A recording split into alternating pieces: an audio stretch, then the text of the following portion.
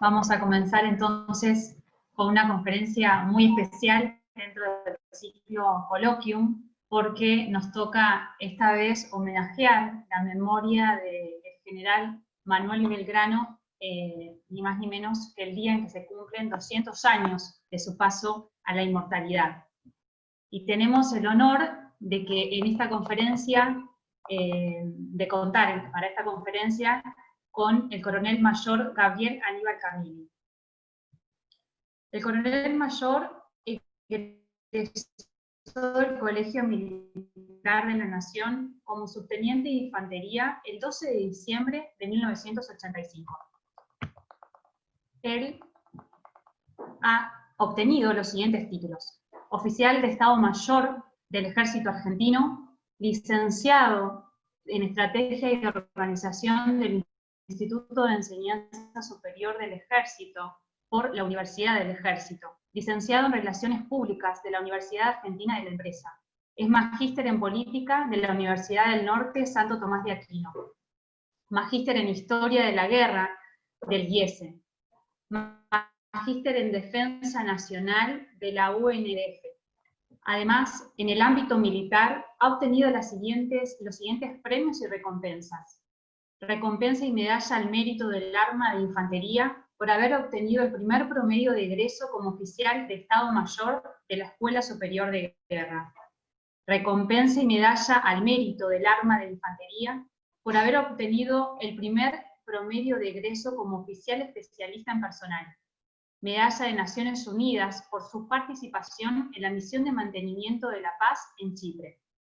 Pluma académica de la Escuela Superior de Guerra por haber colaborado con diferentes artículos en la revista del Instituto.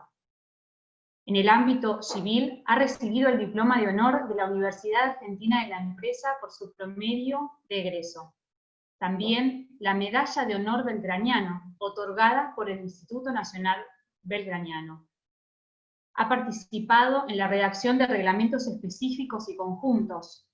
Es coautor del libro La táctica en las batallas de la historia, de la editorial universitaria del Ejército Argentino. Ha escrito diferentes artículos sobre temas profesionales en la revista Rumbo a la Gloria, Reflejos, Infantería y Revista de la Escuela Superior de Guerra. Ha dictado diferentes cursos en institutos y universidades. También se desempeñó como subdirector de la Escuela Superior de Guerra Conjunta y ejerce la docencia en el ámbito conjunto y específico del Ejército. Actualmente es director de la Escuela de Defensa Nacional y decano de la Facultad Militar Conjunta de la UNDF. Está casado con la señora Teresita Cabrera Rojo y tiene 4 hijos: María Lucía, María Florencia, Nicolás y Margarita María. Coronel Mayor, estamos muy agradecidos de su conferencia y esperamos dar un rendido homenaje al general Manuel Belgrano. Vamos a hablar hoy, esta noche, sobre el general Manuel Belgrano, en este día tan especial, en el día en que se cumplen 200 años del fallecimiento del que yo llamo el padre de la independencia argentina. El padre de la patria San Martín, el padre de la independencia argentina, podemos nombrarlo al general Manuel Belgrano. Y obviamente, en mi condición de militar, me gusta hablar de Belgrano como militar, del general Manuel Belgrano. Vamos a tratar de ver qué es lo que me pidieron, su faz militar. Ahora, previamente yo quería decirles que Belgrano era un hombre que venía de una vida acomodada, de una familia importante de Buenos Aires, descendiente de italianos.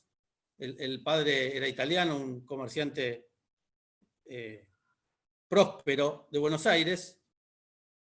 Y Belgrano, cuando suceden las invasiones inglesas, después de haber tenido una muy buena formación como joven en Salamanca y en Valladolid, va a tener un llamado, digamos, a las armas por sentir a su patria amenazada. Entonces este hombre sumamente inteligente, sumamente patriota, va a demostrar y va a tener 2 virtudes que lo van a caracterizar a lo largo de su vida y que van a teñir su vida en una vida militar a partir de este momento, que van a ser las virtudes. La primera, que es la virtud motora, que lo lleva a él a esta decisión de abandonar la tranquilidad y la paz, ese patriotismo lo va a llevar a cambiar esa vida por otro modo de vida mucho más sacrificado, desde este momento, 1806, hasta su muerte, hasta los próximos años en que va a morir. Y la virtud motora es esta, y la virtud instrumental de este hombre, porque para que se dé un buen soldado tienen que darse estas dos virtudes, aún en el día de hoy, aún hoy mismo. No hay soldado que no pueda sentir en su bien a la patria, no hay soldado que no sienta la celeste y blanca en el corazón, si no, no puede ser soldado, no puede servir a la patria. Y la otra virtud que tiene que tener todo buen soldado, que la tenía y en grado sumo el general Manuel Belgrano, es el valor, el coraje, la valentía. Entonces, estas dos cosas unidas, patriotismo y valor, van a hacer que un hombre que podía haber pasado su vida tranquilamente viviendo de su puesto en el consulado, que era vitalicio, a tomar esta actitud de entrega total hacia la patria. Entonces, en este momento, vamos a ver un hombre que se va a convertir en militar de esta manera. Me va a acompañar una exposición de PowerPoint para hacerlo más ameno y no ver siempre mi cara hablando como estamos acostumbrados en estos Zooms que estamos todo el tiempo viendo. Vamos a compartir una exposición para hacerlo un poquito más didáctico.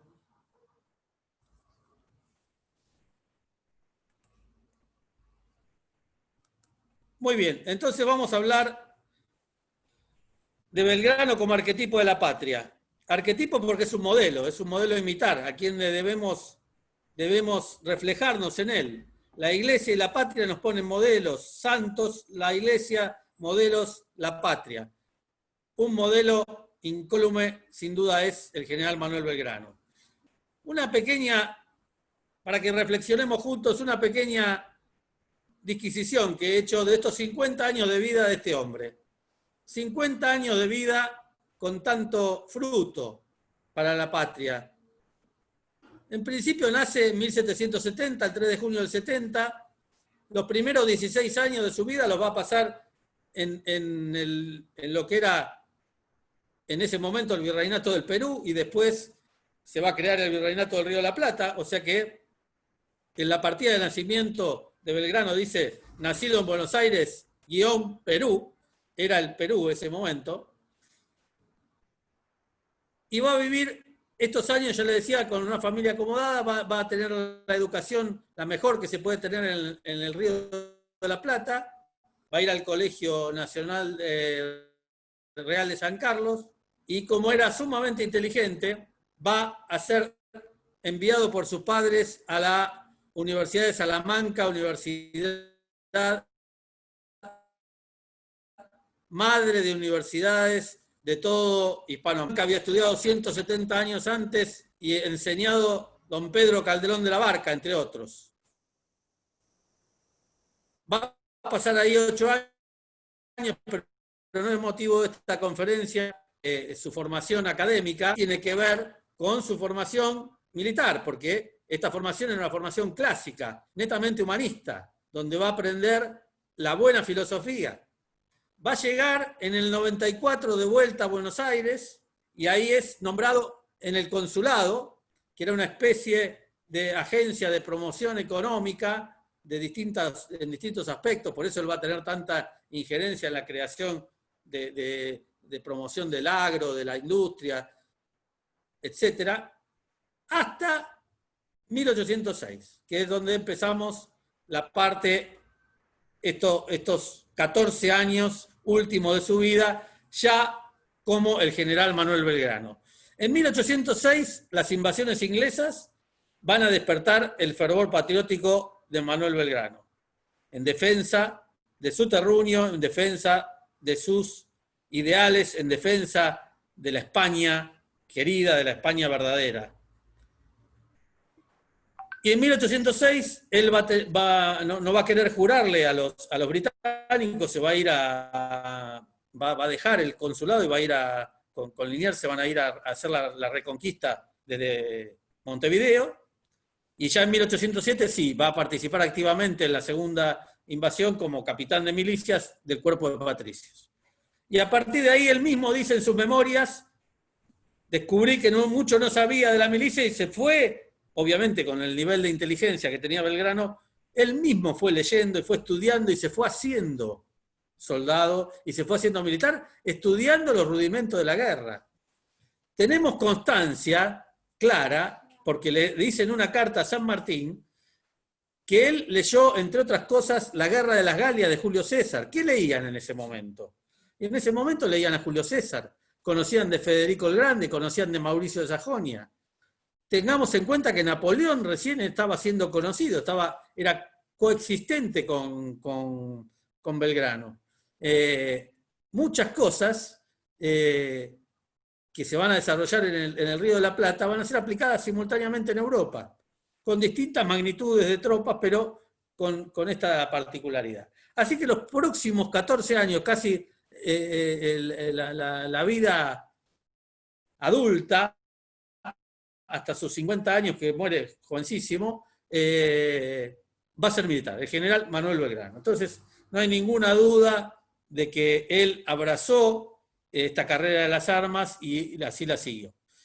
Vamos ahora vamos a entrar en su primera participación como comandante, que es la campaña del Paraguay. La campaña del Paraguay, poco conocida y poco estudiada, pero muy interesante. Lo que yo le quiero decir además, que en estos 14 años, como todos nosotros, desde que entramos al colegio militar hasta que alcanzamos la jerarquía en la que nos vamos del ejército, uno va evolucionando en su carrera militar. Él fue aprendiendo, le tocó aprender a los golpes, aprendiendo en el combate, yendo y viniendo, con idas y vueltas, pero con un gran patriotismo y coraje. No se olviden nunca estas dos virtudes que van a adornar. Europa. ¿Qué pasaba en Europa en 1810 cuando Belgrano lo designan? Acuérdense que España había sido invadida por Napoleón, habían sido depuestos Carlos IV y Fernando VII, habían sido claramente expulsados de España y había puesto Napoleón Bonaparte a su hermano José Bonaparte, apodado Pepe Botella. Anecdóticamente, porque parece que le gustaba el trago. Entonces, el Pepe Botella gobernaba ahí y la monarquía española se había disuelto, había desaparecido. Y se habían formado en España las distintas juntas de gobierno, ¿sí? Y estaba España en plena guerra de la independencia. En este momento, mientras está en España, va a pelear por esta independencia contra los franceses, nuestro gran padre de la patria, el general San Martín, donde va a hacer sus primeras armas en defensa de ese terruño que había estado en ese momento y se había mudado con sus padres de muy pequeño. Entonces, en esta guerra estaba Europa y España había quedado. Entonces, las colonias o el virreinato de Río de la Plata, como dijimos, el 25 de mayo, en este ambiente de juntismo que había en toda la América, que no es motivo tampoco de esta conferencia, en este momento, el 25 de mayo, en Buenos Aires se declara la primera Junta de Gobierno, siguiendo un poco las ideas de Francisco de Vitoria, el padre Suárez, los jesuitas aquellos. No las ideas de la Revolución Francesa, que no tienen nada que ver con nuestra Revolución de Mayo, pero tampoco es tema de mi conferencia, pero para aclarar los tantos. Entonces, arma lo que se llaman las expediciones auxiliadoras de la libertad, porque había, desde Buenos Aires, había la visión de que no todas las provincias se querían plegar a la Junta de Gobierno. Seguía habiendo gente que no estaba de acuerdo con esto. Y básicamente había tres focos, en ese momento dos al principio, dos focos de resistencia importante que van a ser siempre la banda oriental, al este, vamos a tener una amenaza de la revolución al este. Tenemos una amenaza de la revolución en el Paraguay, que no se quiere, la provincia del Paraguay en principio no se quiere unir en forma digamos, a la Junta en forma, por rivalidades del Paraguay con Buenos Aires, etcétera, etcétera. Son todas cuestiones que ya conocemos por la historia nacional. Y en ese sentido también va a estar el tercer frente, que va a ser el del Alto Perú. En ese frente, que se inicia primero, Rondó va a ser destinado como comandante de la banda oriental, Balcarce va a ser destinado al Alto Perú y va a vencer el 7 de noviembre de 1810 en la batalla de Suipacha. Y en agosto de 1810, Belgrano va a ser destinado a comandar la expedición al Paraguay. Esta es la causa por la cual se lo designa a Belgrano para ir a esta expedición libertadora al Paraguay. Entonces, el marco internacional, la guerra napoleónica, la guerra de la independencia. El marco nacional, en las Provincias Unidas, la Revolución de Mayo ya instalada, tratando de expandir la revolución a estos tres frentes de guerra que se arman simultáneamente. Banda oriental, noroeste y noreste, al Paraguay. Vamos ahora, otra vez, cerramos y volvemos a la campaña del Paraguay. Entonces tenemos Uruguay por un lado, dejamos un paréntesis, el norte por otro. Entre el 25 de mayo y la partida de Belgrano de Buenos Aires, allá por el mes de septiembre, mayo, abril, mayo, junio, julio, agosto, en estos 4 meses pasan cosas entre la Argentina y el Paraguay, entre Buenos Aires y el Paraguay. Primero la Junta de Gobierno manda una misión a un tal Espíndola y Peña, que era un paraguayo muy poco querido por los paraguayos, porque se había comportado bastante mal en unas funciones anteriores. Entonces, primer error de la Junta, mandar como emisario a un hincha de River a la cancha de Boca. Así más o menos se lo digo bien clarito cómo fue. En el mes de mayo y junio está esta misión de Espínola, que es poco feliz, con lo cual ya es un antecedente que mal dispone a los paraguayos contra Buenos Aires. Mala historia de la rivalidad entre Asunción y Buenos Aires.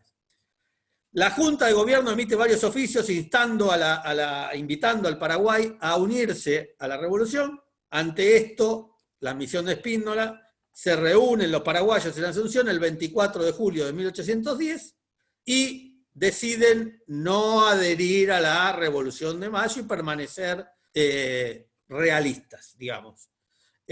Muy bien.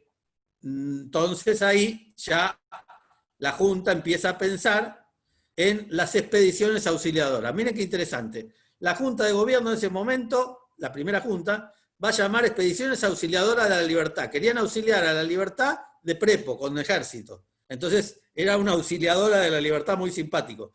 Era ir a auxiliarlos para que se liberen. Pero es así, esa es la verdad. Entonces, hay medidas que ya se empiezan a tomar contra la provincia de Paraguay. Se cortan las vías de navegación, el Uruguay, el Paraná, hacia el norte para que no haya ese comercio que iba desde Buenos Aires. Empieza a haber medidas en contra de la provincia del Paraguay. Y a su vez el Paraguay se va a defender, va a tomar medidas en contra de la provincia, de la Junta de Buenos Aires. Entonces va a empezar a llamar a las milicias, en julio, va a prepararse para ser invadida. En el medio de esto es designado Belgrano como comandante de esa expedición. En el medio de todo este entorno que yo rápidamente, a vuelo de pájaro, les conté. ¿Por qué la designación de Belgrano? Y bueno, porque Belgrano no había acá, no abundaban los soldados, ni los valores, ni las capacidades que evidentemente Belgrano tenía. Ustedes no se olviden que a los comandantes de las milicias de ese momento lo elegían sus soldados. Entonces los soldados y el pueblo eligió a Saavedra, eligió a Bustos, eligió a Belgrano, eligió a todos los grandes patriotas, eran electivos. Entonces era el cargo por elección de sus cuerpos, más la capacidad que demostraba. Se ve que algo había demostrado Belgrano, ya para que lo elijan comandante de esta expedición. Sabiendo Belgrano bien claro, porque lo que tiene de bueno esta expedición, que Belgrano la escribe las memorias, están escritas, las pueden encontrar en cualquier lado. Las memorias del general Belgrano de la expedición Paraguay, puño y letra. Él mismo dice que era bastante trasnochada, mandar una delegación allá, pero cumple la orden y va. Y la segunda causa por la que acepta, él ya veía una grieta en la Junta y no quería ser parte de esa grieta, la grieta que nosotros conocemos en resumidas cuentas entre morenistas y saavedristas. Y Belgrano prefiere estar al frente peleando y no la rosca de intrigas palaciegas, vamos a llamarlo así. Con lo cual va definiendo un poquito también su personalidad. Entonces él va a tener que formar de cero un ejército inexistente. No había ejército. Lo tiene que formar. Otra cuestión importante. Cuando Belgrano va, la Junta tiene un proyecto geopolítico. ¿Cuál es el proyecto geopolítico de la Junta de Buenos Aires? De todos los. Mantener la jurisdicción del Virreinato del Río de la Plata. Entonces, el primer proyecto geopolítico de Belgrano va a ser mantener los límites del Virreinato del Río de la Plata. Por eso van a marchar hacia el norte, hacia el este y hacia el noroeste. Entonces la misión que le dan es clarita. Usted tiene que hacer reconocer la Junta de Buenos Aires en Paraguay, a las buenas o a las malas. Por eso Belgrano, antes de lanzarse a la batalla, va a tratar de persuadir a los paraguayos, en muchas ocasiones por distintas cartas al gobernador Velasco.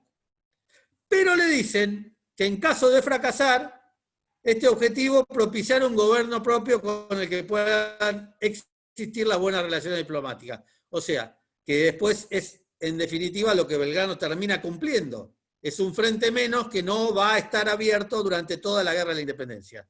Si bien la provincia del Paraguay no va a ser aliada y no va a ser parte del Virreinato del Río de la Plata ni de las Provincias Unidas, no nos va a crear una amenaza más de todas las que teníamos en ese momento. Y como les digo acá en sus memorias al final, el propio general Belgrano, al referirse a su designación, miren las palabras: esta expedición solo pudo caber en cabezas acaloradas que no veían sino su objeto y para las que no era difícil, no reflexionaban ni tenían conocimientos. O sea, él mismo critica, pero cumple la orden y va a la cabeza de esta expedición. El 23, a decir que es el día donde llega a San Nicolás de los Arroyos y va a tener ahí, el 23 de septiembre, se le une una fuerza a órdenes de Juan Ramón Balcarce de 200 veteranos. Y ahí, en San Nicolás de los Arroyos, va a tener una compañía de los ex arribeños, que eran los del Regimiento 3, que se llamaban arribeños porque eran los de las provincias de arriba, Salta, Jujuy y todas las del Alto Perú, una compañía de pardos, a cargo del capitán Carrera, y una compañía del Regimiento Granadero de Fernando VII, al cargo del capitán Martínez. Entonces, así va a tener su primer grupo de soldados milicianos que se habían hecho y tenían experiencia en las invasiones inglesas. El 20 de octubre llega a la bajada, que es la bajada actual Paraná. La artillería, y Belgrano comunicó a la Junta el estado del ejército expedicionario, que hasta ese momento 33 hombres, con la plana mayor que está enumerada ahí, la plana mayor constituida por un segundo jefe o sargento mayor en ese momento, ayudantes de campo, un comisario que era el que se manejaba la logística, un capellán que empieza primero el padre Lanchano y después él lo reemplaza por el padre Arbolella, o Arbolela, que es un revolucionario. El padre Arbolella es un revolucionario y va a ser el que lo acompaña a Belgrano y lo va a sostener espiritualmente a lo largo de toda la campaña. Va a tener cirujanos, va a tener 2 cirujanos ese ejército. Como verán, las previsiones de Belgrano son amplias. Algo, por eso le digo que él había estudiado concienzudamente, porque en ese momento los ejércitos en Europa se organizaban en divisiones. Y cada división marchaba dispersa, aproximadamente entre 24 y 48 horas de separación, para no reunir a todos en un solo lugar y no ser destruidos de una sola vez. Entonces, él arma con mucho ingenio, le va a dar simplemente un color a cada uno para distinguirse, porque en ese momento no teníamos bandera, no teníamos ningún tipo de distintivo. Entonces, había que distinguir a las tropas. Y ya para ese momento va a marchar la primera división bandera roja, a órdenes de Celestino Vidal, El pueblo de General Vidal de la provincia de Buenos Aires es debido a este Celestino Vidal. Nosotros no sabemos muchas veces a qué se deben los nombres de las cosas. Bueno, todo tiene un porqué, muy rica la historia militar argentina. La otra va a ser a cargo del comandante Elorga, José Ramón Elorga. El otro, el Bravo Manuel Campos, y ahí va a revistar el primo de José Gervasio Artigas, Manuel Artigas, y las compañías de arribeños, el actual Regimiento 3 de Infantería, del cual tuve la suerte de ser su jefe durante el bicentenario del Regimiento 3. Muy bien, bandera roja, bandera azul, bandera amarilla. Muy bien. Otra particularidad de esta campaña, miren lo que hay acá. Belgrano va a crear una bandera, no para el país, para que distinguiera a su ejército que marchaba al Paraguay. Y va a hacer esta bandera. Hay distintas versiones y distintas causas. Y el padre Arbolella la va, en Corrientes, la va a bendecir en Curuzucuatiá, esta bandera. Esta bandera va a acompañar al ejército. Hay dos versiones. Es muy sencilla, que no hay que divagar demasiado para darse cuenta que son los tres colores de las tres divisiones, y algunos que dicen que tiene que ver con los países centroamericanos, sudamericanos del norte, que tienen este color, Venezuela, Ecuador, Colombia, parecido, que se emparenta con esta revolución. No está escrito, Belgrano no lo dijo, y la usó solo para esta campaña al Paraguay, para tener un elemento aglutinador. Pero es una particularidad que no muchos conocen. Belgrano tenía esta cuestión de la bandera, aparece adentro, pero es importante, porque la bandera une, la bandera aglutina, la bandera reúne. Después va a ser, como le voy a contar más adelante, la historia de la bandera argentina verdadera, con una inspiración sobre, digamos, una inspiración trascendente, que es la que le voy a contar después. Pero la primera, para que ustedes sepan, es esta. Muy bien. Para marzo, al final de la campaña, Belgrano va a volver ya, con estos son los efectivos, va a llegar a juntar 1.500 a lo largo de todo el avance hacia el Paraguay. Las distintas provincias van a ir aportando sus milicianos, sus caballadas. Toda la provincia de Entre Ríos, Santa Fe, Corrientes, van a ser sumamente generosas con Belgrano. Sumamente generosas. Van a ser generosas, va a ser generoso el gobernador intendente de Corrientes, que es Elías Galván, que lo va a ayudar logísticamente. Tomás de Rocamora, gobernador de las Misiones, los van a auxiliar. Otros protagonistas para que esta campaña que no quede en el olvido, como les dije, Ildefonso Machaín va a ser su segundo, era nacido en Asunción, era un militar de carrera que había ido los primeros años como San Martín a España y había vuelto, había peleado. Entonces, como Belgrano no tenía mucha materia, lo pone de segundo, porque este hombre tenía experiencia militar. No va a tener un buen desempeño, pero va a terminar muriendo años después Machaín en el Paraguay neutro. Termina esta campaña y después de la independencia del Paraguay, él se va al Paraguay y muere como un hacendado, desaparece de la historia en este sentido. Celestino Vidal, sí, Vidal va a tener una historia futura, ya les dije, el general llega a ser general, primero coronel mayor, va a ir al Ejército del Norte, va a ser federal en su vida, lo van a nombrar coronel mayor el brigadier general Juan Manuel de Rosas, y va a ser diputado federal hasta su muerte. Por eso, en honor a él, el pueblo de General Vidal en la provincia de Buenos Aires. La gente ni lo sabe, pasan por al lado de General Vidal y es lo mismo que un poste, pero Vidal tuvo una historia rica, un soldado que combatió primero para Belgrano y después para la patria. Gregorio Pedriel es otro, el jefe de patricios, que va con los patricios, un refuerzo que le manda a Buenos Aires, 200 patricios, porque el regimiento S1 tenía como 5 o 6 compañías, o 10 compañías. Cada compañía, alguna la van a ver en la banda oriental, otra compañía la van a ver combatiendo en el norte, con Belgrano. Manuel Ocampo, jefe de arribeños. Diego de Balcarce, a cargo de la Caballería de la Patria. Y el capitán Pedro Ibáñez, el capellán, como les dije, un gran cura patriota. Y acá vamos a ver la historia de Pedro Ríos, que dentro de un ratito se la voy a contar, que es el famoso tambor de Tacuarí, que nadie sabe nada, que el tamborcito de Tacuarí, porque era... Bueno, vamos a tratar de explicar quién era este tamborcito de Tacuarí. Uno de los primeros mártires de la patria, 12 años, Pedro Ríos, un valiente.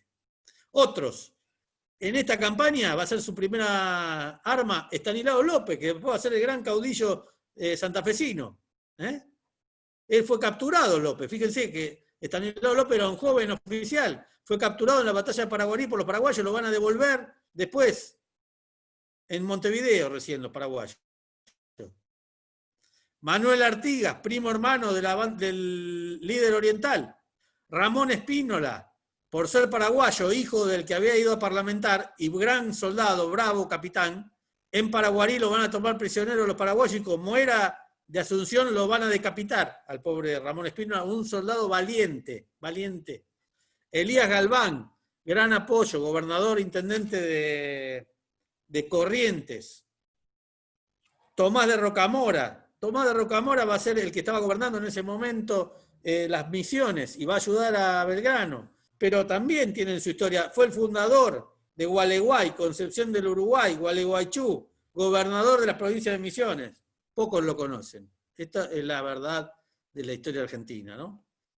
Poco amor a lo que no, si no conozco nuestra historia, mal puedo querer a nuestra patria.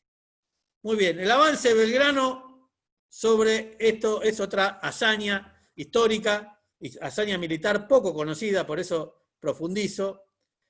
Miren, desde acá hasta Asunción hay aproximadamente 1.700 kilómetros, más o menos en línea recta. Acá yo hice un mapa actual, lo hacen caminando, a lomo de mula, a lomo de caballo, con barcazas insuficientes. Desde Curuzú hasta Asunción, ahí tienen las distancias actuales, un promedio de 690 kilómetros. Pónganse ustedes en la piel de esos soldados, y caminar esto, ahora lo voy a mostrar un poquito mejor de qué estábamos hablando, para que uno tome dimensión de la hazaña. Si ya es duro hacerlo en un auto esto, yo anduve destinado por esa zona, es duro hacerlo en auto, imagínense esta gente que puso toda la garra para hacerlo como podía, a pie, con mosquitos. Acuérdense también la fecha que le estoy hablando. Esto es en el verano, la campaña propiamente dicha va a durar en el verano de esa época. Muy bien, ahí hay alguien que me está haciendo dibujitos. Se ve que hay enemigos en la costa. Esta campaña, ¿qué va a durar? Para que ustedes tengan una dimensión. El 1 de septiembre va a salir de Buenos Aires, son 238 kilómetros, caminando, marchando a lomo de mula a San Nicolás. De San Nicolás a Paraná tenemos 67 kilómetros, va a llegar el 2 de octubre. Del 2 de octubre al 8 de noviembre va a ir a Curuzú-Cuatiá. Va a ser aproximadamente entre 40 y 24 kilómetros de marcha por día. Va a fundar la ciudad de Curuzú-Cuatiá, que después les voy a contar, que tiene un nombre, y Mandisoví. O sea que tiene una visión, Belgrano, no solo militar, sino política, de generar todo un desarrollo en este sector. Va a llegar a San Jerónimo, al paraje de San Jerónimo, el 1 de diciembre, y del 1 de diciembre al 17 aproximadamente va a llegar a la Candelaria, que es en Misiones, listo a las puertas del cruce del Paraná. Va a cruzar el Paraná, va a buscar el lugar, uno de los lugares más adecuados, 900 metros de ancho. Hoy es una hazaña cruzar el Paraná. Imagínense cruzar el Paraná con 1.500 hombres y tener que combatir del otro lado contra los paraguayos que lo estaban esperando de la otra orilla. Cruzar con barcaza, con lo que se tenía en 1810 en las pobres provincias unidas del Río de la Plata. Muy bien. No obstante ello, además, desde Itapuá, que es la actual Encarnación, que está del otro lado de la Candelaria, ahora lo voy a mostrar en un mapa, va a llegar hasta Paraguarí, que son 320 kilómetros, y le faltaban 80 o 60 para llegar a Asunción. Va a combatir, va a tener el revés más importante adentro del Paraguay, ya internado, le estoy diciendo casi en Asunción. Se va a replegar en forma ordenada hasta Tacuarí, todavía en el Paraguay, va a dar batalla en Tacuarí, acá va a haber un empate técnico y que le va a permitir repasar el Paraná sin presión del enemigo y volver hacia Candelaria, más o menos en marzo de 1811, con los 1.000 y pico de hombres que les mostré en el cuadro anterior. esta es una visión general, en este cuadro tienen una visión general de toda la campaña. Para verlo en un mapa es así, todo lo que dije está desde Buenos Aires, recorrido, estos son, así visto en un mapa y dibujado en un papelito, es fácil, el tema es la hazaña, tengan en cuenta hazaña que hace este hombre, conducir esta tropa en estas circunstancias, en este momento de la historia. Es muy importante las familias que ayudan, la familia Garrigó, Ferré, Vera, Erenio, todas las familias tradicionales de la Mesopotamia argentina. Y a su vez no solo esto, sino que Belgrano tuvo que tener en cuenta la previsión de que el ataque le podía venir por la banda oriental y lo podían envolver por la retaguardia. O sea que siempre tuvo que estar mirando además con tropas el río Uruguay, donde había amenazas tanto por vía fluvial como por vía terrestre. Entonces, no era fácil. Los dos pueblos, para demostrar la vocación cristiana del prócer, se llaman, en realidad, y la historiografía bien que lo oculta y lo guarda, Nuestra Señora del Pilar de Curuzucuatiá, en honor a Nuestra Señora del Pilar, patrona de España. Nuestra Señora de la Concepción de Mandisoví, son los dos pueblos que funda. Cuando ustedes ven un libro de historia y le dicen a los chicos, fundó la ciudad de Curuzucuatiá y Mandisoví. Se olvidan que le puso Nuestra Señora del Pilar del Curuzucuatiá y Nuestra Señora de la Concepción de Mandisoví. Otra persona destacable es Gregoria Pérez Denis de Santa Fe. Hoy también hay una localidad que se llama Gregoria Pérez Denis al norte de Santa Fe. Pasamos a veces por ahí, nadie sabe ni de qué se trata. Fue una mujer que enviudó y le donó todas sus posesiones, de unas ricas estancias allá en el norte de Santa Fe a San Martín, a Belgrano, perdón. Tal es así que Belgrano va a instituir el nombre muy lindo, que habría que rescatarlo de la historia, los beneméritos de la patria. Él va a nombrar a todos los que colaboran y los va a hacer nombrar en la Gaceta de Buenos Aires y en distintos documentos de la Junta, benemérito de la patria. Todo aquel que le da el corazón y le da la vida a la patria, Belgrano lo va a llamar benemérito de la patria. Lindo nombre para nombrar a los próceres o a los héroes que aún puede tener nuestro país, y los tiene, sin duda. Bueno, ahora me gustaría compartir brevemente un video para que vean la dimensión, y no solo mi palabra, de qué terreno geográfico estábamos hablando.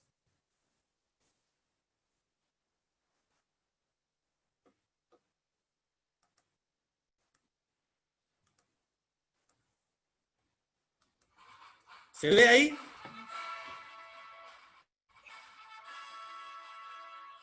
Una enorme fuente de vida, un gigantesco reservorio natural de agua dulce, se extiende por Argentina, Brasil, Paraguay y Uruguay. El acuífero Guaraní. Es una de las mayores reservas de agua dulce del planeta, la tercera más grande del mundo. Allí se encuentran los ríos Corrientes y Paraná, y la enorme laguna de Liberal. Hace más de 200 años, en ¿Y por qué no se ve? ¿Están viendo el video o se cortó?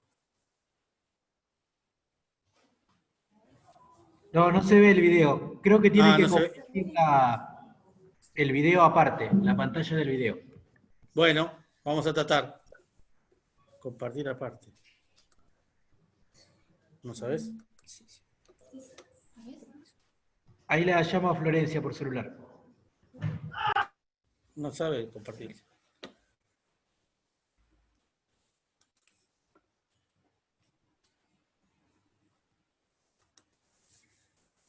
Compartir ahí. Ahí está. Ahí está.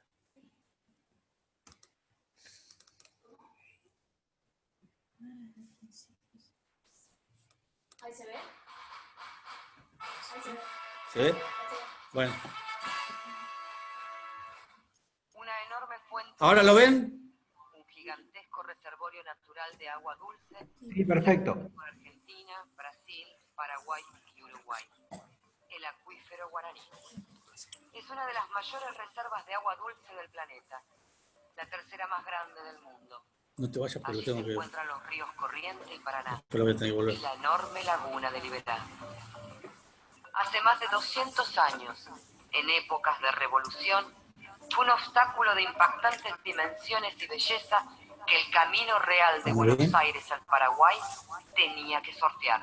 A fines de 1810, Manuel Belgrano se dirigió a los pueblos de las Misiones y las tierras guaraníes con la tarea de contagiar la Revolución de Mayo y se encontró con esa gigantesca reserva de agua. Nosotros venimos a recorrer a caballo solo un tramo de los 1.300 kilómetros Saco que el video, hizo lo Belgrano subo, ¿no? a pie, desde Mercedes al sur de Liberá, al pueblo de Concepción, en la provincia de Corrientes.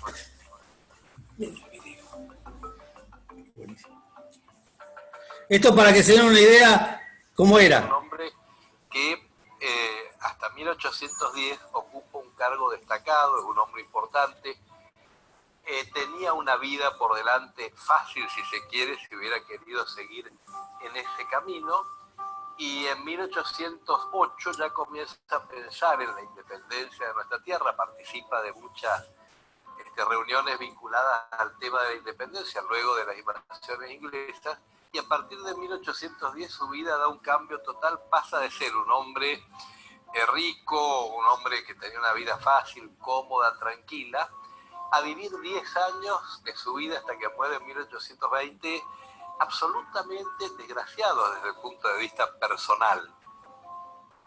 La Revolución de Mayo es un hecho complejo porque Buenos Aires alega ser capital del virreinato, pero esto no es aceptado por cabildos del interior, y que el hecho de que cayera el virrey no significaba que Buenos Aires heredara inmediatamente todo lo que el virrey representaba. Cuando la primera junta analiza qué hacer, ve que es fundamental enviar expediciones militares que impidan una reacción. Por eso deciden mandar la expedición al norte y la expedición al Paraguay, pensando que en Paraguay, si había un apoyo militar importante, los criollos paraguayos iban a estar de acuerdo con lo que había hecho la primera junta en Buenos Aires.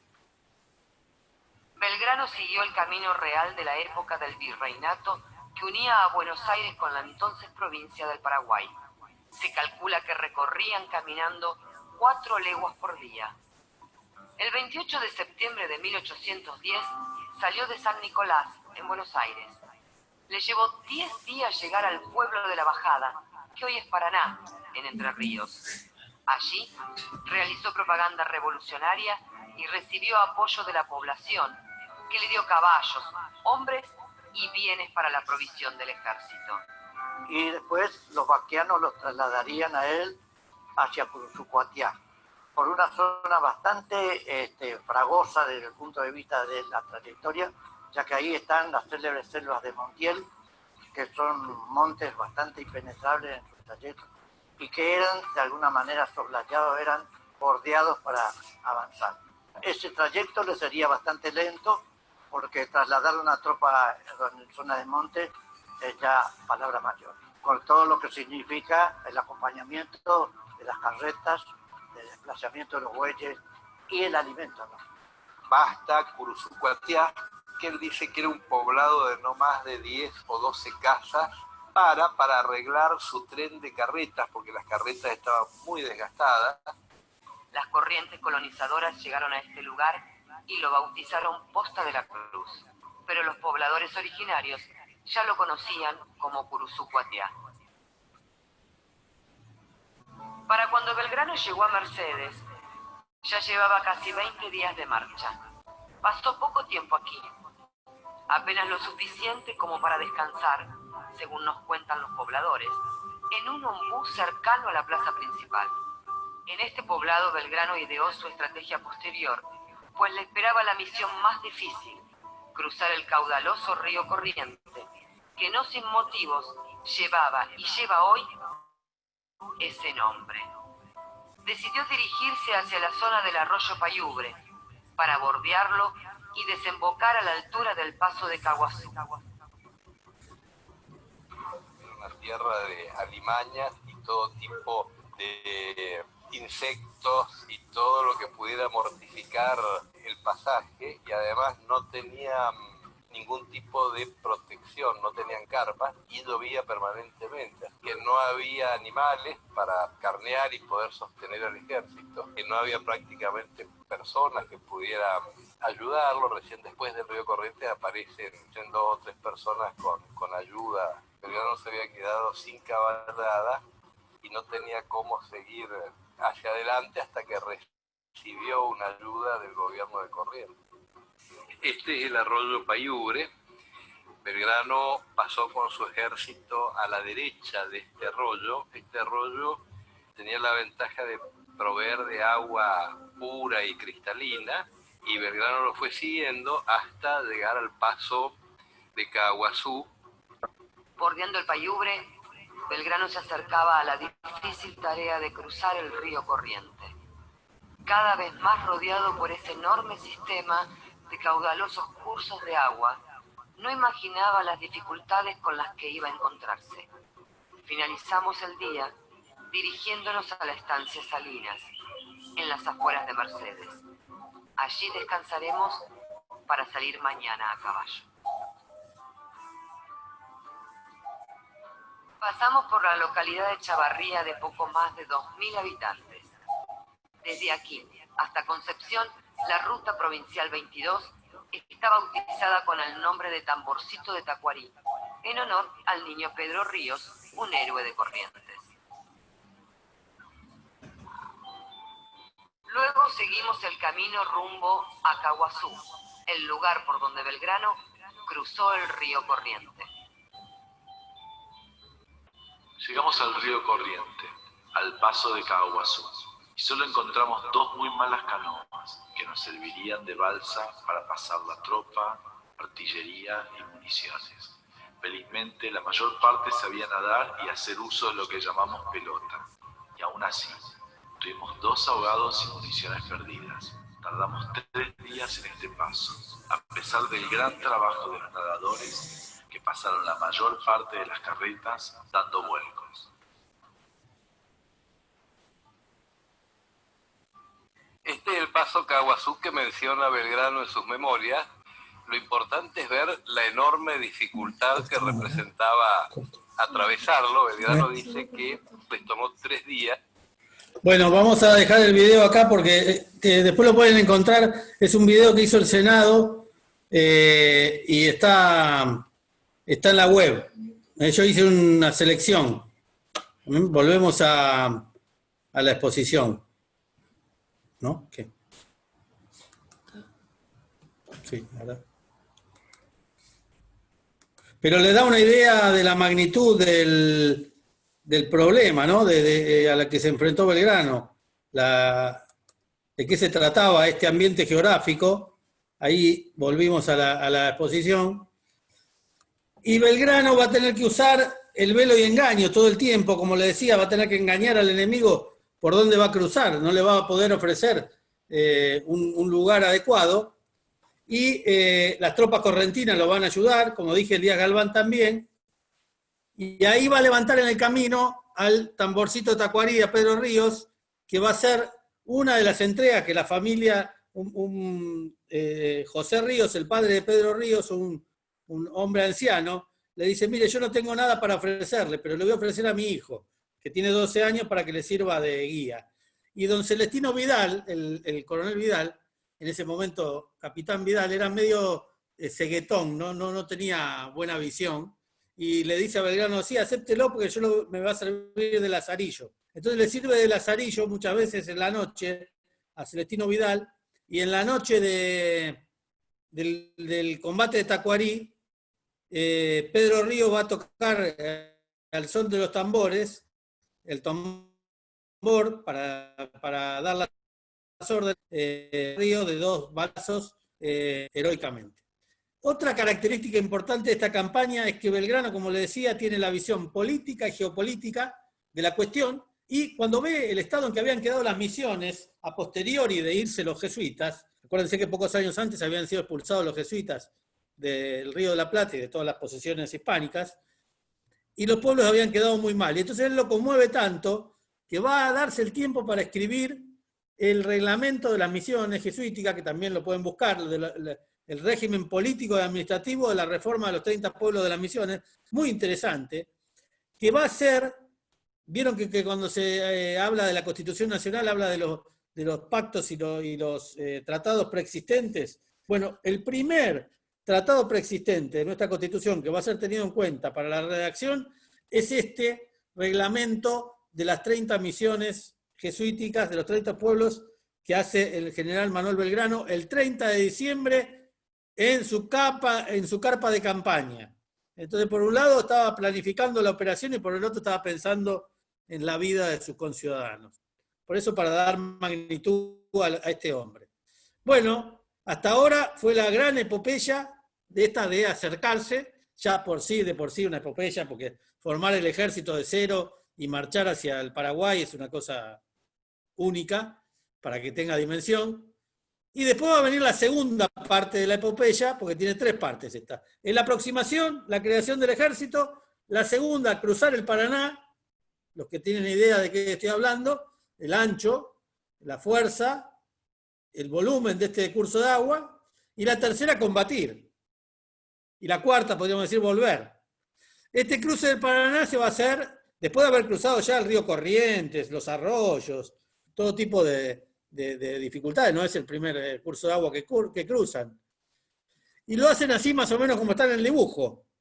Balsas, a caballo, a nado. Estas famosas pelotas que nombran en el video eran cueros de secado de vaca que los usaban para flotar los milicianos. Entonces, para destacar la proeza, va a cruzar el Paraná, y la campaña dentro del Paraguay se va a transcurrir de esta manera. Va a empezar en Campichuelo, que ahora les voy a contar, combate de Campichuelo, se va a meter 320 kilómetros hacia adentro y va a combatir en Paraguarí. Va a ser derrotado en Paraguarí por una impresionante cantidad de paraguayos, se mete en el corazón del país, y va a volver y va a librar la batalla que va a empatar acá. Entonces va a tener una victoria menor en Campichuelo, que le va a permitir abrir camino, se va a ir hasta Paraguarí y va a volver 320 de ida, 320 de vuelta. Esto es fácil contarlo así, como lo estoy contando yo con el puntero, pero no, imagínense de qué estoy hablando.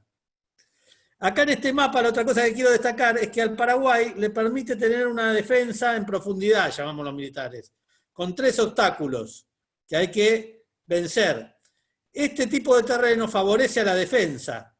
El Paraguay, o la provincia del Paraguay, en ese momento el gobernador Velasco, va a hacerle la defensa también un militar de carrera, no era ningún pelele Velasco, era un tipo preparado, va a tener tiempo a movilizar a sus tropas, y el número de paraguayos que había movilizado Velasco es variable, hay distintos autores, hablan de 3.000 hasta 10.000 hombres.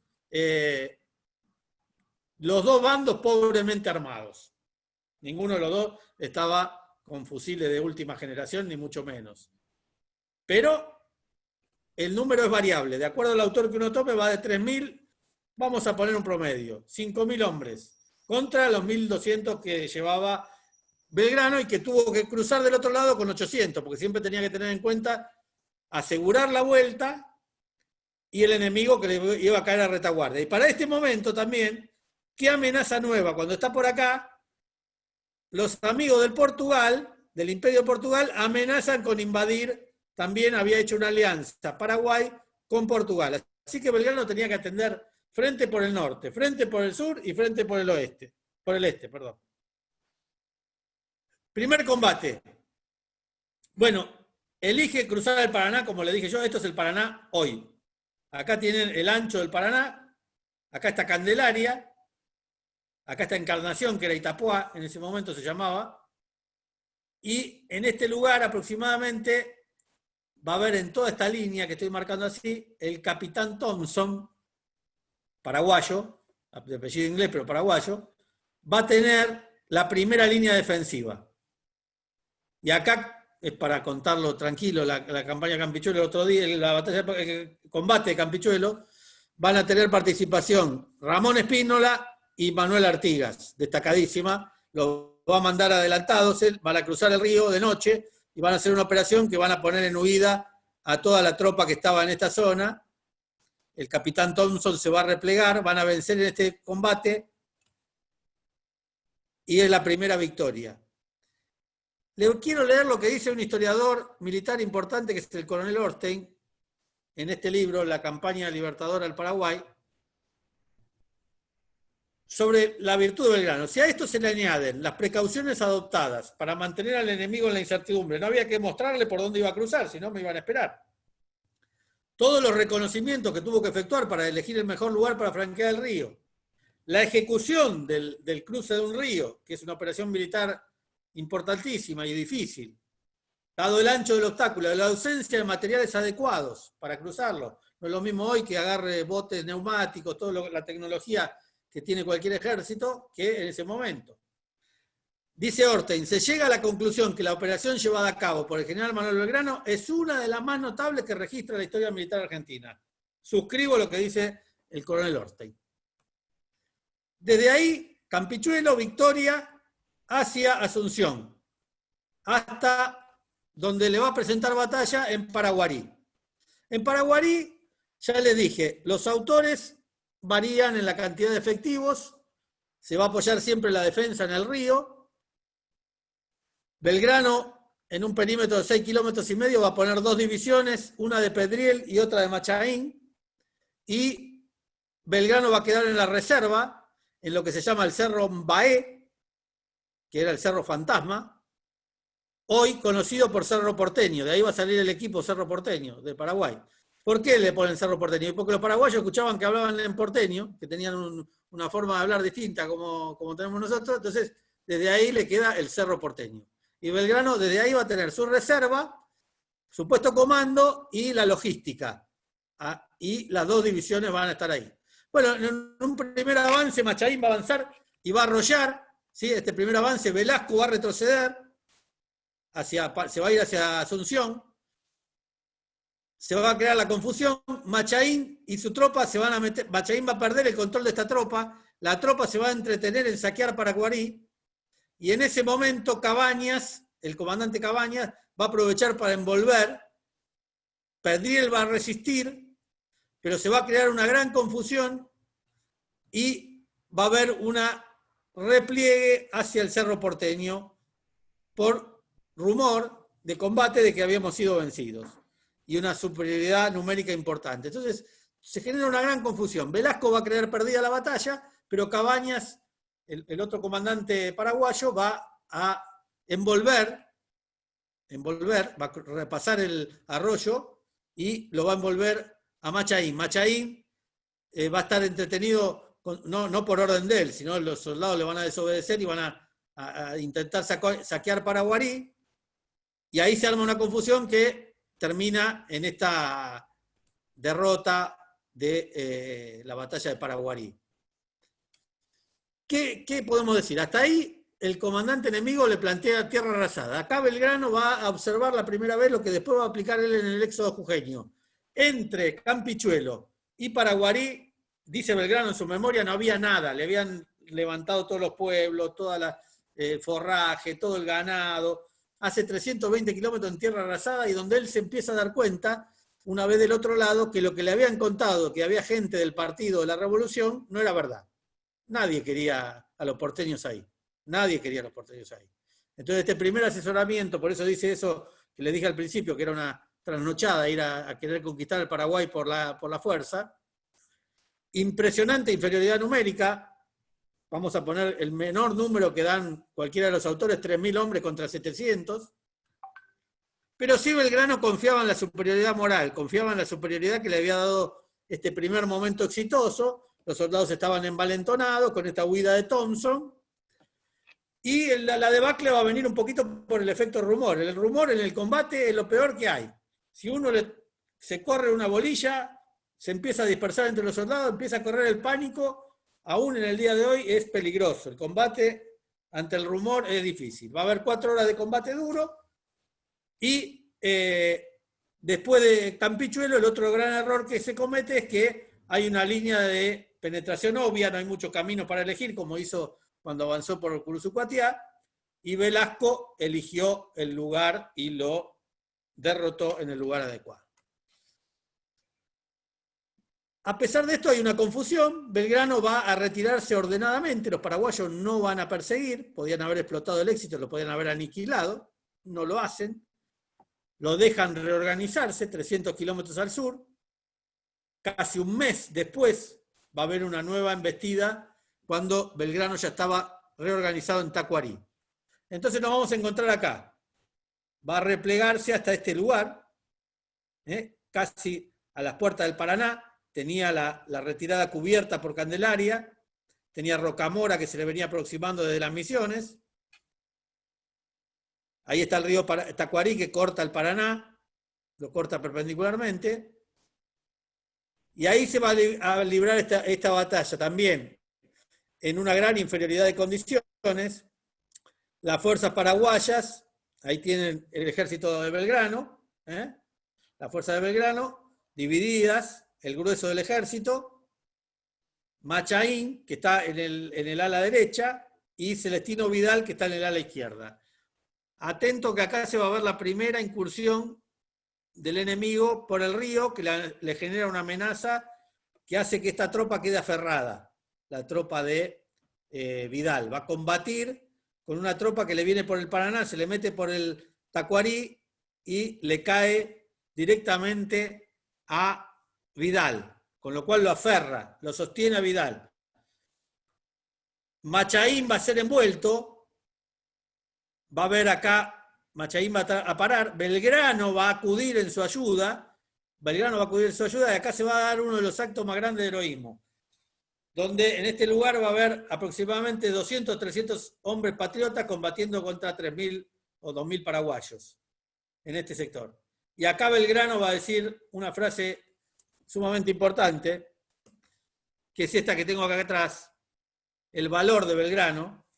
Belgrano le va a decir a un ayudante de órdenes cuando le dicen que estaban en inferioridad de condiciones, le dice, bueno, amigo, acá aún confío que se nos ha de abrir un camino que nos saque con honor de este apuro. Ya estaban en un apuro. Y si no podemos salir de este apuro, al fin da lo mismo morir de 40 años que de 60. Esto es valor. Si esto no es valor, díganme dónde está. Y lo dice Belgrano y lo dicen los otros de Belgrano. Entonces Belgrano, ante 250 hombres, se pone en la cabeza, desenvaina el sable y dice, bueno, ya estamos jugados, da lo mismo morir en la cama que morir combatiendo en este lugar, no da lo mismo. El honor está sobre todo, entonces Belgrano va a demostrar acá el arrojo frente a la cobardía o a la timidez, y lo va a demostrar a lo largo de su vida. Este es la primera vez que lo demuestra y está atestiguado, esto no es un invento, está escrito por su oficial de órdenes que después cuenta, porque lo van a juzgar a Belgrano por esta derrota, y todos sus hombres van a salir en defensa de su general y va a salir libre de culpa y cargo, después va a ser designado como comandante en el norte. O sea, era una campaña difícil y él la peleó con honor. Muy bien, logra un pacto con el teniente coronel Cabañas, va a quedar amigo de Cabañas, y Cabañas va a ser después el que va a declarar la independencia, va a ser uno de los que declara la independencia del Paraguay. Por eso Belgrano va a cumplir con su misión, como dije al principio. No va a ganar la campaña, pero políticamente después va a cumplir la misión. Y después, para que ustedes tengan una idea, a Belgrano le ordenan replegarse, y lo hace sobre la costa del río Uruguay, para evitar la amenaza de los portugueses o de los realistas por este lado, y lo mandan a combatir al otro frente, que era la banda oriental. Y después lo mandan a llamar para juzgarlo en Buenos Aires por el tema de la campaña. Entonces, en 1811, Belgrano se la pasa en combate entre Paraguay y la banda oriental. Reflexiones finales. ¿Qué vemos acá en esta campaña? Un hombre que prepara y administra. Es un líder previsor. Un líder que afronta los franqueos de los ríos. Tiene que aplicar el velo de engaño para decirle al enemigo por dónde va a ir. Hace 1.700 kilómetros de ida, 1.700 kilómetros de vuelta con un ejército que no existía. Impone disciplina, crea pueblos, genera admiración por sus patriotas, genera admiración por sus soldados. El clima de la época, por la dureza, y vuelvo a repetir lo de Belgrano, lo de Orstein, fue un triunfo. Entonces Belgrano lo que hace en esta campaña es entender la fuerza de la revolución.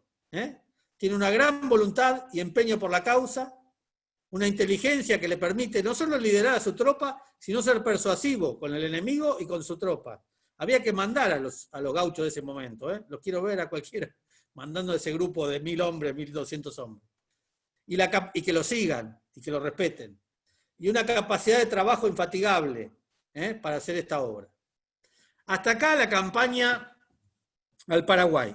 Si ustedes quieren, paramos, y si quieren, seguimos con un poquito de la campaña del norte para hacerle honor al padre por el tema de la batalla de Tucumán. Estoy a disposición de ustedes. Escucho.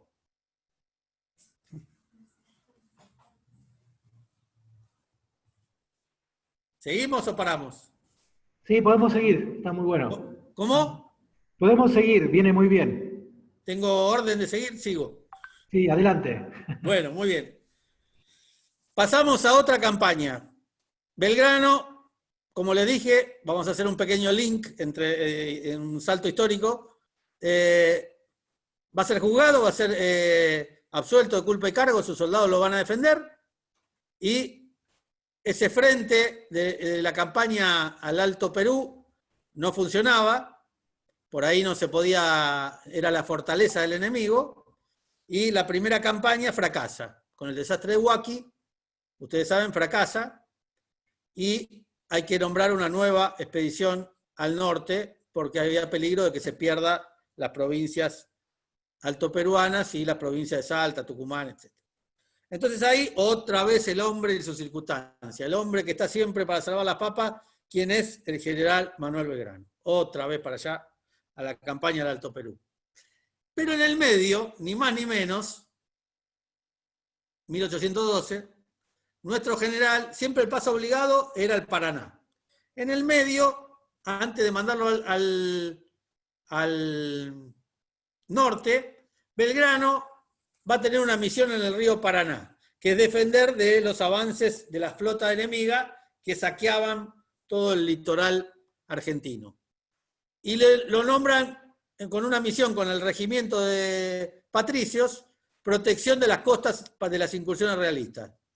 Entonces Belgrano, con Ángel Monasterio, van a crear dos baterías. La batería Libertad y la batería Independencia. Una va a estar en una barranca y otra va a estar en una isla para hacer fuego cruzado.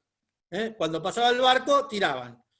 Los cañones que están ahí, que ustedes ven, son los cañones de la batería Libertad e Independencia.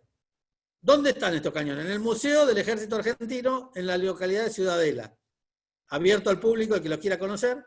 Y estos cañones van a tener historia. Porque estos mismos cañones después van a ser usados por el general Lucio N. Mansilla, por orden del general Juan Manuel de Rosas, en la defensa de la Vuelta de Obligado. Estos dos mismos cañones. Así que fíjense estos cañones heroicos que tenemos ahí. Y Belgrano, acá, como les dije, va a decir, siendo preciso, enarbolar bandera y no teniéndola, mandé la hacer blanca y celeste conforme a los colores de la escarapela nacional. Esto lo escribe el triunvirato cuando crea la bandera. ¿Es verdad? Esto es verdad, está escrito, la hace hacer celeste y blanca. Y acá la hace jurar, hace bendecir la bandera después, posteriormente, ante tropa formada, y hace jurar la bandera a todos sus soldados. Juremos vencer a nuestros enemigos interiores y exteriores, y la América del Sur será el templo de la independencia y la libertad. En fe que así la juráis, decidid conmigo, ¡viva la patria! ¡Viva la patria! Entonces ahí Belgrano hace jurar la bandera. Muy bien, vamos a desarmar otro mito. La bandera y Belgrano no hizo eso que dicen algunos, que mirando el cielo como un pajarito, románticamente dijo tiene que ser celeste y blanca porque soy un... No era un pajarito Belgrano, era un soldado. Acá están los cañones de vuelta que se llamaban el egipcio, el avisador, que le puso el nombre Lucio N. Mansilla. La creación de la bandera. Vamos a desterrar la idea del cielito celeste y blanco, por favor. Y vamos a la verdad. La verdad, le guste a quien le guste, le pese a quien le pese, está escrita en varios lugares. Mi hermano tomó los colores, esto lo dice Mariano Belgrano, Carlos Belgrano, el hermano de Manuel Belgrano, que a la sazón era intendente de la localidad de Luján, provincia de Buenos Aires, donde está la Virgen de Luján, patrona de la Argentina, hacía 200 años antes de la llegada de la independencia, de la Revolución de Mayo. O sea, ya era patrona de la Argentina la Virgen de Luján. Mi hermano tomó los colores de la bandera del manto de la Inmaculada, del cual era devoto. Testimonio escrito, y que lo van a encontrar escrito de puño y letra de Carlos Belgrano en el Museo de Luján, un testimonio que levanta José Lino de Gamboa. O sea, acá hay pruebas, no el cielito y el color azul y blanco de las nubes y de cosas. Los colores del manto de la Virgen, no hay duda, porque él ya los había adoptado para el consulado. La bandera del consulado y la escarapela eran en honor a esto. Y también en honor, acá me dice que tengo que redondear, en honor los colores de la bandera monárquica borbónica, que también los colores de la bandera monárquica borbónica eran en honor a la Inmaculada Concepción. Entonces, la bandera, no hay duda que la bandera celeste y blanco tiene su origen y su raigambre en los colores del manto de la Virgen. Acá está la bandera que se encuentra en Macha, que al principio, como tiene estos colorcitos rojos, pensaron que era roja, celeste y blanca, pero no, era desteñido de la felpa que está abajo. Entonces después lo limpiaron y quedó blanco, celeste y blanco. Hay dos banderas, blanco, celeste y blanco, y la otra que es esta, que es la que está en el Museo Histórico Nacional, que es la celeste, blanca y celeste. Es para contar en otra historia, la historia de la bandera, pero les quería dejar en claro esto. Nuestra bandera es celeste y blanca, la creó Manuel Belgrano con los colores de la Virgen. Esta bandera nos acompañó, y esta que está acá, la traje porque es un honor, está en la que flameó hasta el último día en Puerto Argentino en 1982. Gloria a los héroes de las Malvinas. Gloria a los que pelearon bajo la bandera de Belgrano. Está esta bandera así, herida, gastada, dolida, está en la Escuela de Aviación Militar en Córdoba, para custodia y para visita de todos. La misma bandera que creó el general Manuel Belgrano. Vamos a la campaña del Perú, para que el padre no se ponga triste, y le voy a hablar de la batalla de Tucumán. La segunda campaña de Tucumán, del Alto Perú, la encabeza el general Belgrano. Para darse, yo siempre hablo de historia, hablo de idea de tiempo y espacio, el temporo espacial. Es imposible que yo le hable de ir a La Paz si no le muestro de qué estamos hablando, las distancias.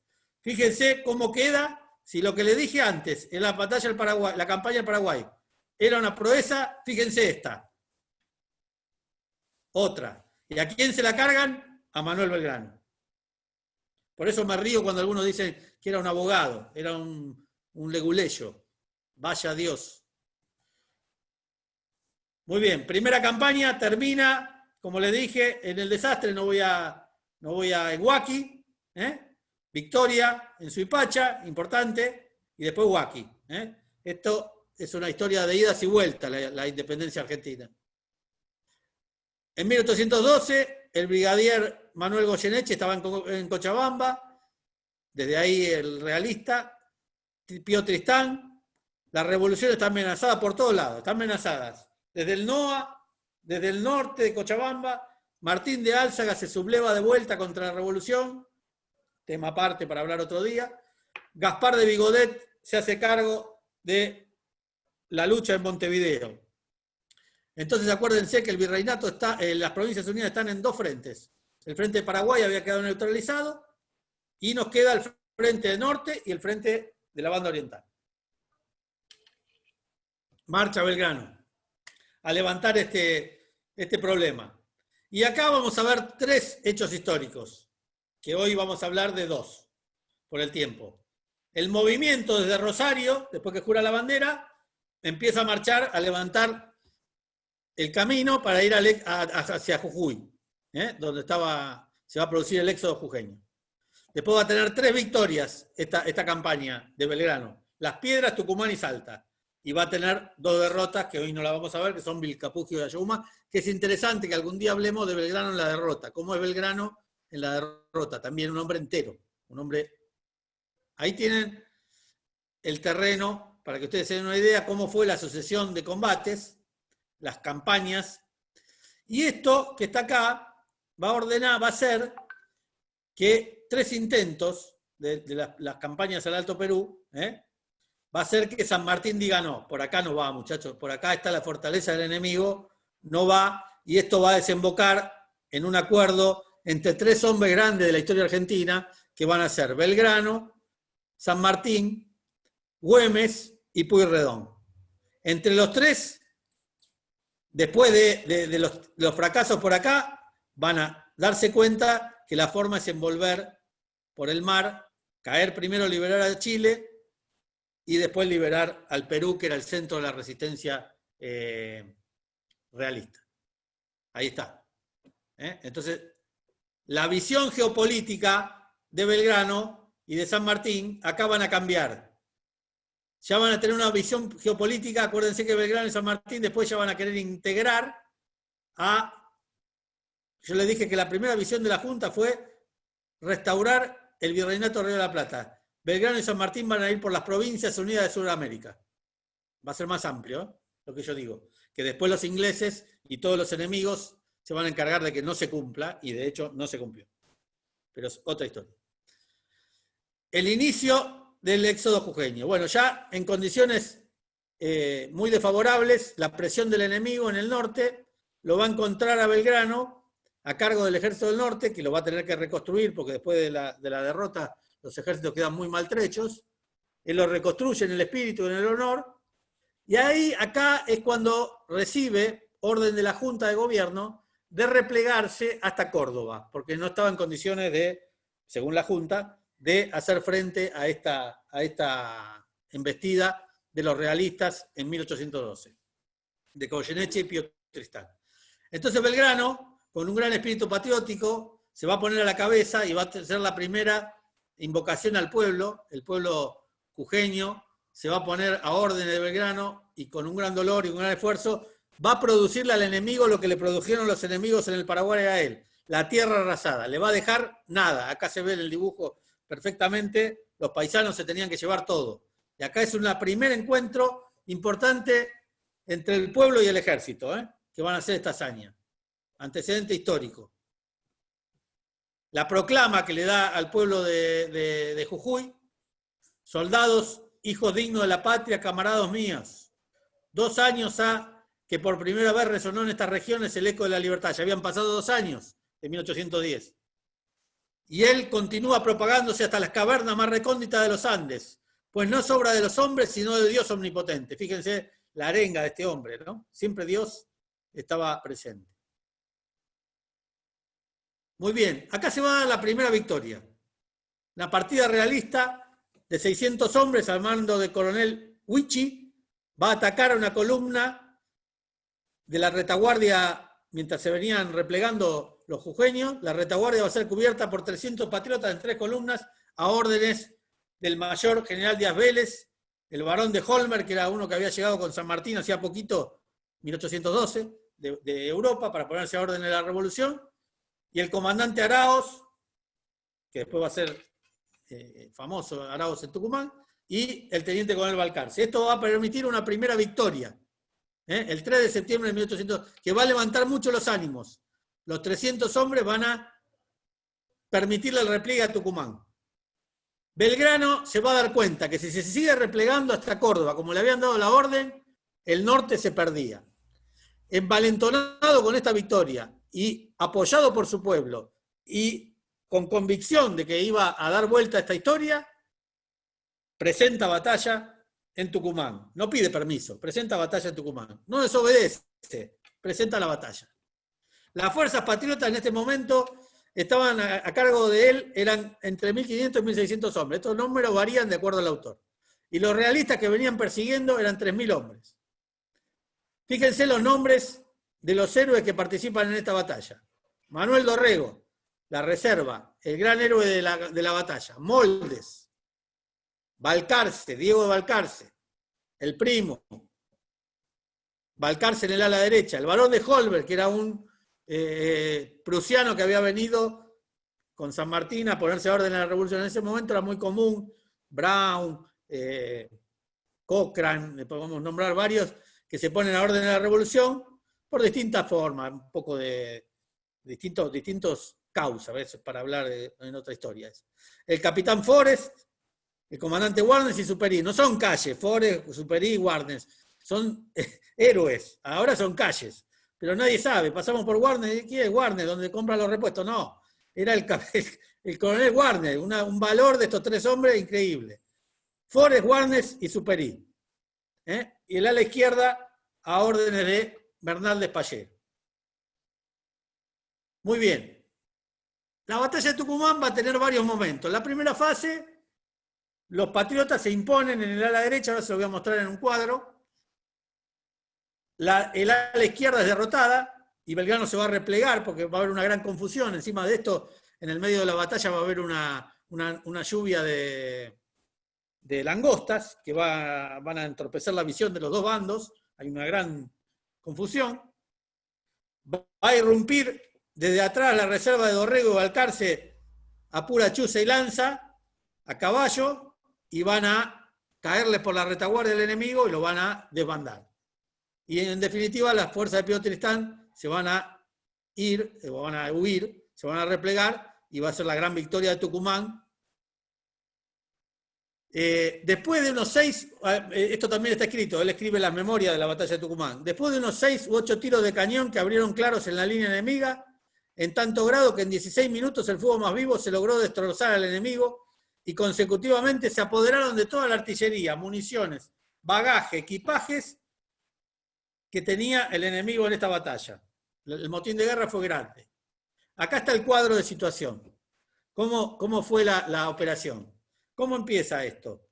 Primero el enemigo viene envolviendo, Pío Tristán le hace un envolvimiento y Belgrano lo está esperando por acá, tiene que cambiar el frente y guarnecer la ciudad.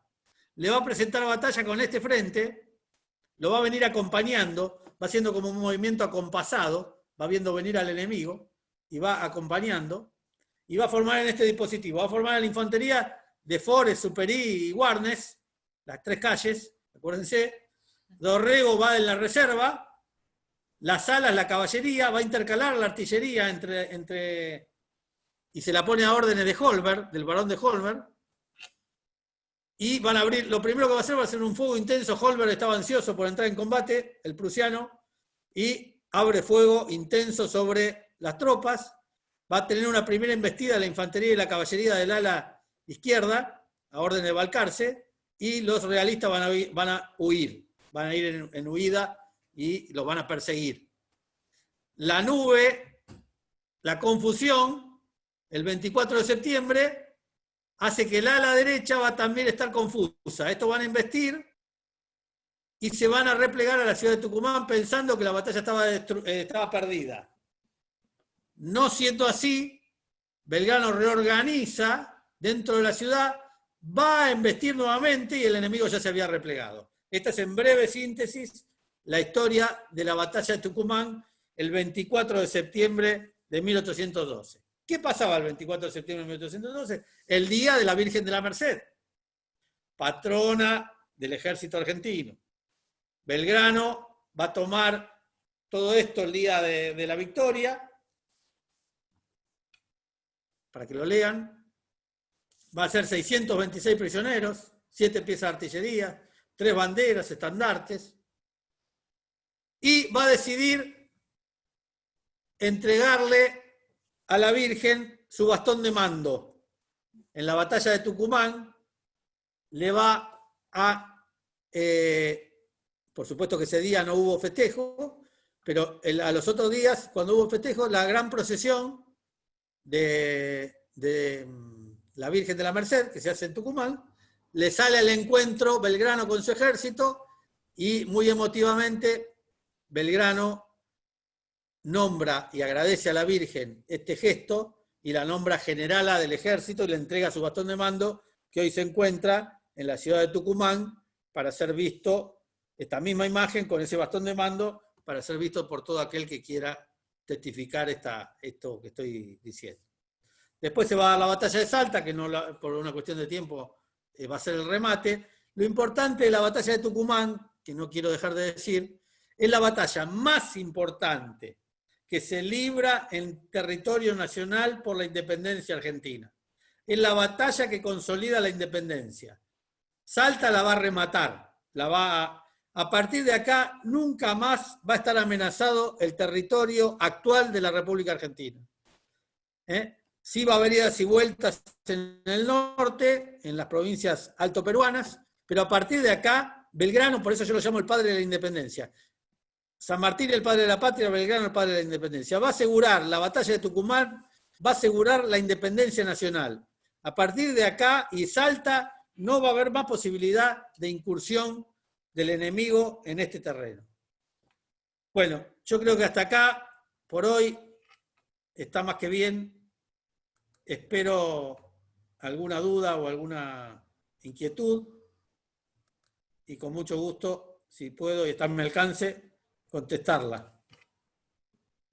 Agradecemos muchísimo la conferencia, realmente excelente. Y bueno, ahora el padre Gonzalo Viaña, ahí empieza a hablar. Coronel Mayor Camili, muchísimas gracias por la conferencia. Por favor. Realmente fantástico toda la descripción de Belgrano y es una doble alegría, ¿no? Bueno, de más está decir que me compré con lo de la batalla de Tucumán, nunca había escuchado una descripción tan buena. Fue muy corta, tenía mucho más, fue corta.